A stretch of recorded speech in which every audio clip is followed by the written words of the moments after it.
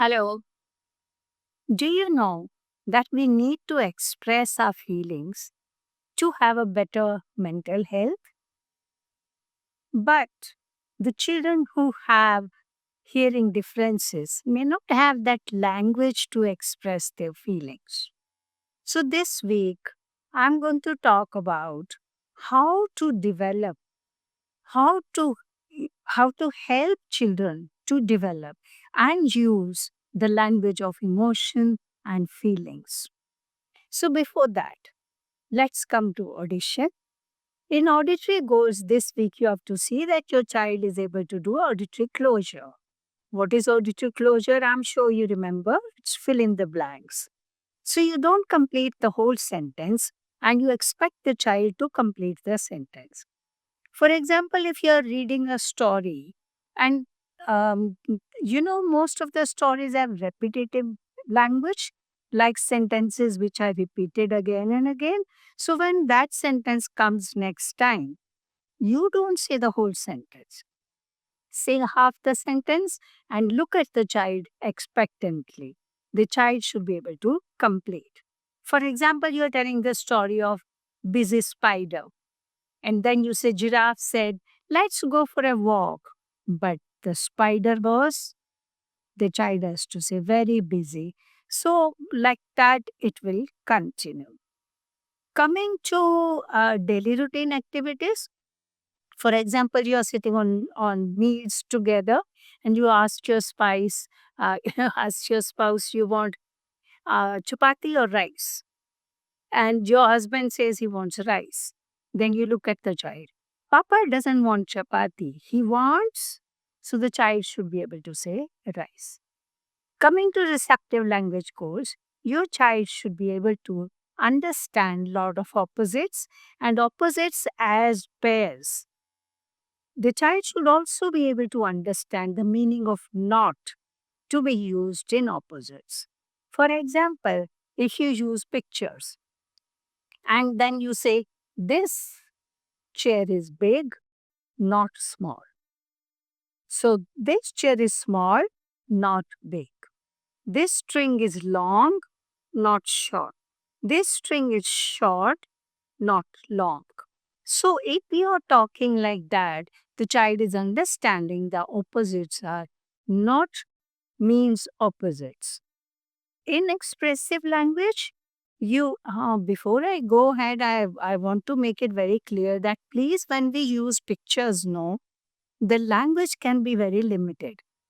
So therefore, extend it into the daily routine activities and stories also. For example, talking about these opposites, if you want to teach the child milk is hot, not cold, you can't show the picture. You will have to talk meaningfully during the daily exercise. This is heavy, not light. This is dirty, not clean, all that. Socks are dirty, not clean. Let's wash the socks, like that. Coming to expressive language, your child should be able to use lot of pronouns. I'm sure your child is using already I, me, mine, you, yours. Now this week, expect the child to use he, she, it, him, her. What the child cannot use, you have to prompt and wait till the child repeats and understands this to use it meaningfully again. For example, when you are talking about same thing in the meals, when you ask your husband says, I want rice, then you say to the child, give him rice. And if the father is asking and then the mother says that I want rice, then he has to say, give her rice. So the child will understand the meaning of him and her. Again, in expressive language, introduce the structure, the sentence structure of verb, adjective, and noun. For example, wash the dirty socks. Wash is a verb, dirty is adjective, socks is noun. Put green vegetables in the fridge. Again, put dirty socks for a wash. or you can see auditory closure or closure also you can do in this. So coming to more activities, daily routine activities, you can say, let's fold dry clothes, let's hang wet clothes, whatever it comes during the activities at home. In speech course, we continue with R. Now, this week, the theme is emotions, no? Continuing from the last week. So you're using lot of language of feelings and language of emotions.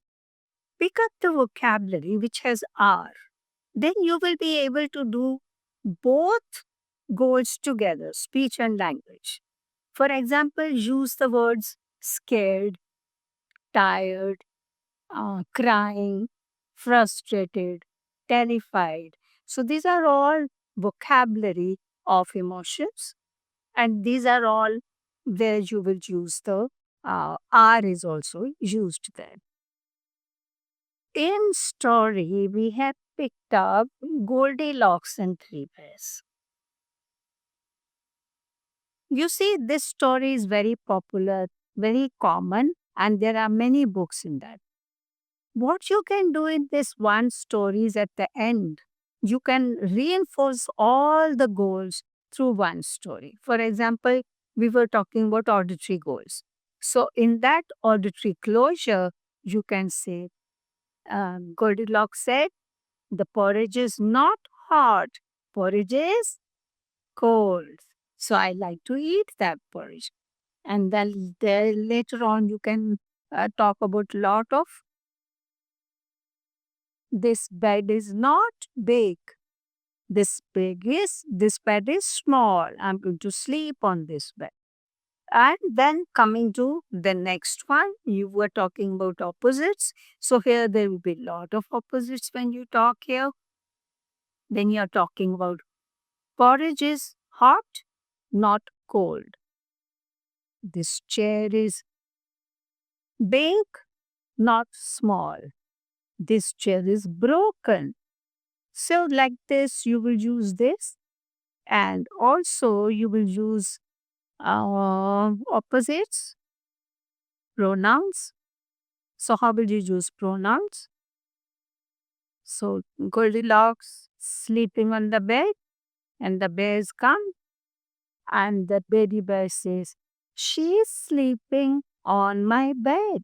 So the pronouns are used. Okay. It's very interesting text. First tip is modeled reading. If you don't read, the child does not read. Child is not interested in reading. So whatever you like to read, read. But in the presence of child, pick up something to read. It can be newspaper, it can be magazine, it can be novel, it can be religious book, or it can be your recipe book. It doesn't matter. The child has to see you reading something. Then the child will be interested in reading. Second tip is that you expose the child to print now because we are going to work on reading very soon. Reading process is starting. So make a list, shopping list. If you're going out for shopping, make a list and show the child, involve the child while you're writing, just as sight words, introduce those. The child cannot read, it doesn't matter. The same way, help the child when we are going out, we can read the street name. So point to the street name and say, this is our street. We have to go here. This is a house. See what is written there. Or you go for shopping and identify the store. I have to go to this store. See, this is written there. Cold storage. I have to go here. So like that, expose the child to lot of print also. Another tip, join library. Take borrow books from library, read at home. I don't know in your city, but most of the cities have crossword store, bookstore, where they have different corners. The children go pick up the book, sit in the corner and read. They don't even know reading. They go through the books just seeing the pictures and put the book back and take another book, while the mother takes another book, sits in the corner and reads, modeling, reading. So the children love that. You can also borrow the books to read at home and then exchange, and you don't have to buy so many books. Still, the child can be exposed to so many books. Another thing you can do is read aloud stories. At least one or two stories you must read to the child every day. When you are reading yourself, sometimes you read aloud, but sometimes you don't read aloud. You just sit with the book and reading. So, this reading should be exposed. Also, the child should be able to use lot of language of emotions and feelings and express the child. If the child is crying, you say, "Oh, you're crying. What happened? Why are you so sad? Are you frustrated because you could not do that?" So you are making the child aware of the feelings and relating the child's situation and condition to the language of emotions. And this will help the child to express better. If you have any doubt or any questions, please write in the comment section and I will get back to you. If you want to watch or view the earlier episodes, the link is given below, which will take you to the 40-week session plan. See you next week. Thank you.